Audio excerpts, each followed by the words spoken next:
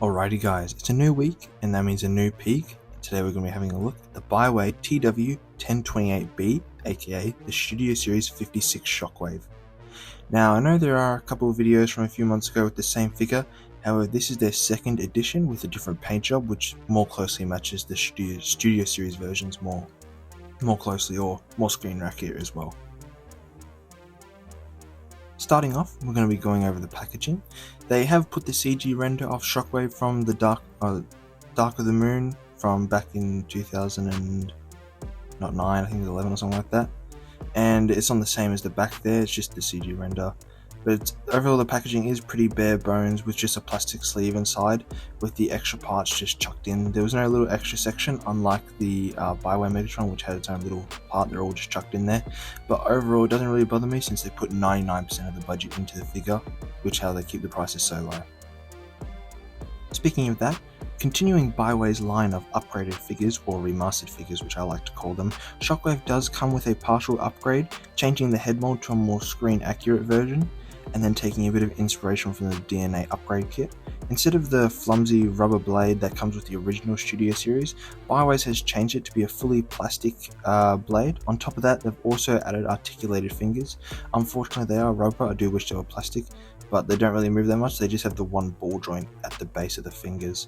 I would have liked they remade the DNA design kit instead, which has the pins and articulated fingers fully, but kind of similar to what they did with the Revenge of the Fallen Megatron, which I reviewed a week or so ago. Now, as I stated previously, this is the second more screen accurate version, so it more closely resembles the original Studio Series figure, so instead of having the fully metallic purple and a little bit of yellow which was covering the entire figure.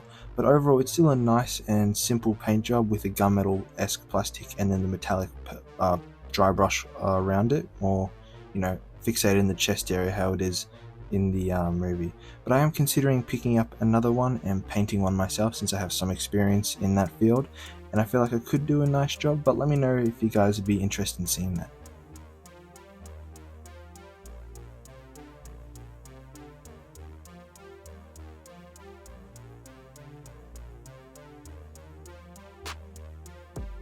Unfortunately, he doesn't come with many accessories.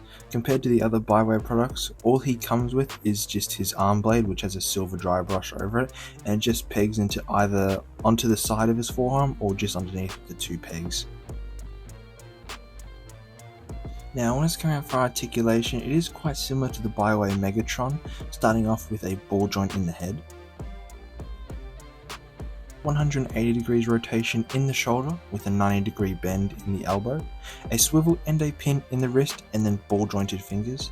The plate that connects the actual blade itself to the arm can actually be removed, giving more access to movement in the hand, more of a 180 degrees or so you can put him in a couple more poses.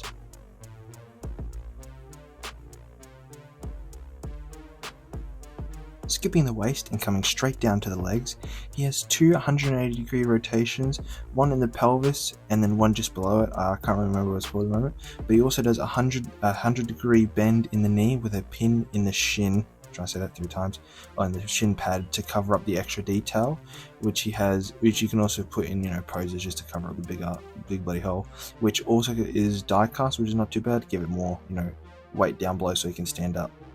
He also has 2 pins, one at the base of the leg and then one in the foot for transformation, but it also gives him quite a wide range of tilt in the foot as well as an ankle tilt.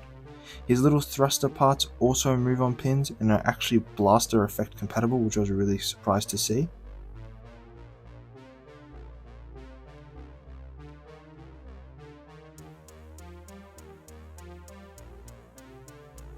Now, after transformation, before I wanted to start, I just wanted to say that I will be leaving his hose in his cannon since I have to pull with an uncomfortable amount of force just to remove it, and I'd rather not break it. But to start off, remove his arm blade and fully straighten out his legs.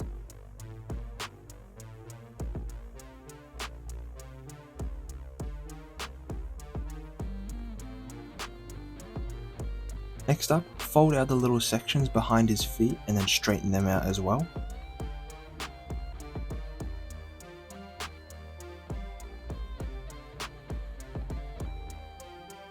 Now pull out his legs from his pelvis, similar to Megatron, and bring his head forward.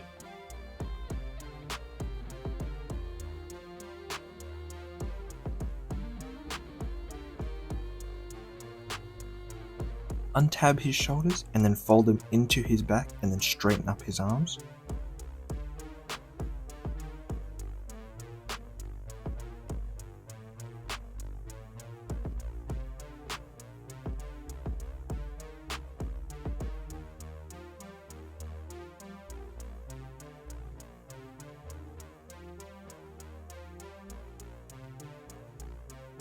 Next, you're going to see a peg on his back in which you'll peg it into the little hole down near his ass next to the 2 screws.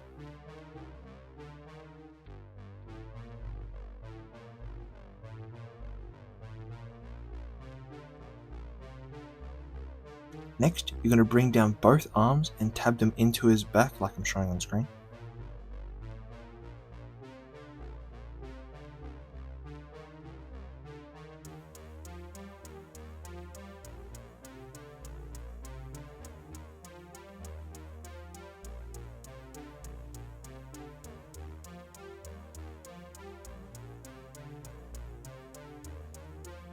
Now for the finishing touches, twist his legs 180 degrees and then tab them into the side of his torso, and then clip his little thruster section into his shoulders. You should see 2 little holes for there.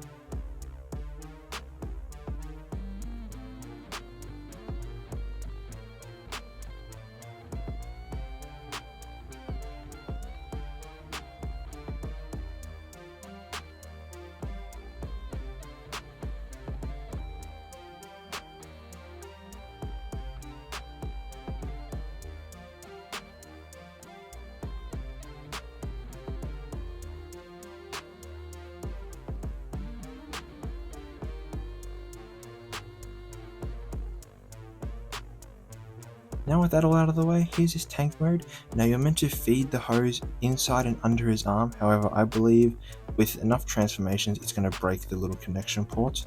It would have been nice if Baiwei changed his hose to add more of a somewhat like mushroom peg in the way that you can wiggle and twist it and it'll pop out the side, and then you can just push it back and it'll lock in, instead of it cramming it into a smaller hole. But overall, solid design.